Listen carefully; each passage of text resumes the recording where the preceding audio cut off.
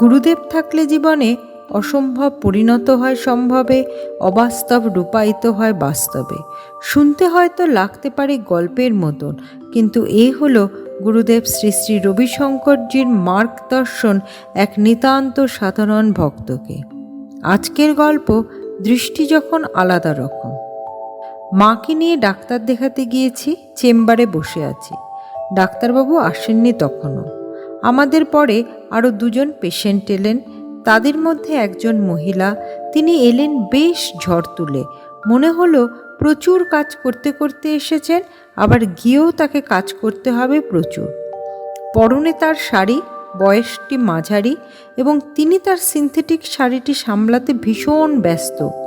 এসেই তিনি ডাক্তারবাবুর কথা তুলে ডাক্তারবাবুর প্রশংসা শুরু করলেন।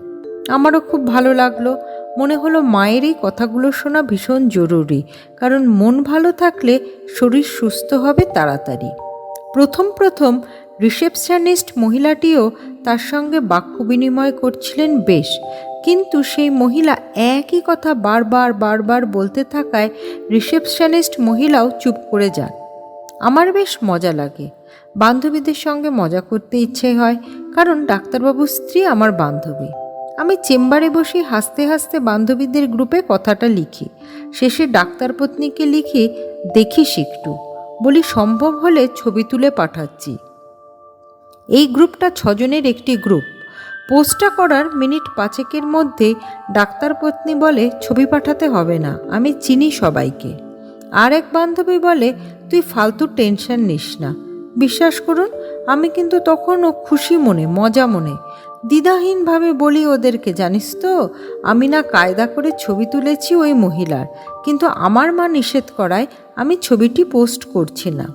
মা নিষেধ করেছে কারণ মা মনে করেছে স্বামী স্ত্রীর মধ্যে এসব কথা বলতে নেই তাই।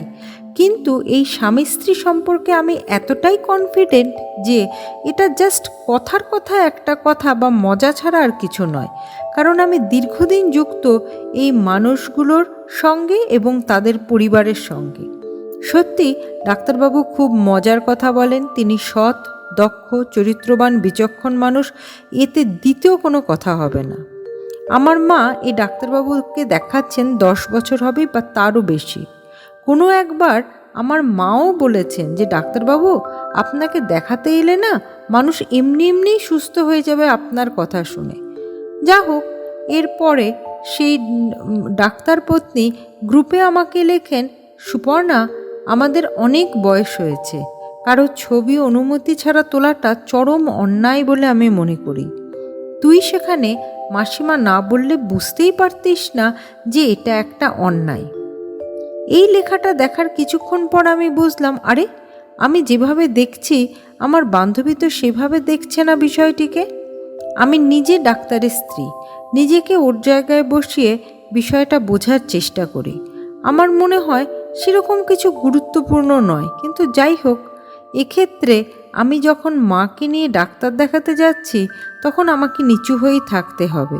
তাই গ্রুপে লিখলাম, সরি। কিন্তু আমি মনে মনে খুবই কষ্ট পেলাম। আমার মনে হলো নিজেকে আরও গুটিয়ে নিতে হবে, বান্ধবীদের সঙ্গে মজা করাও যাবে না, এবং মনে মনে ঠিক করলাম এই গ্রুপে কিছুদিন একদম চুপ হয়ে যাব।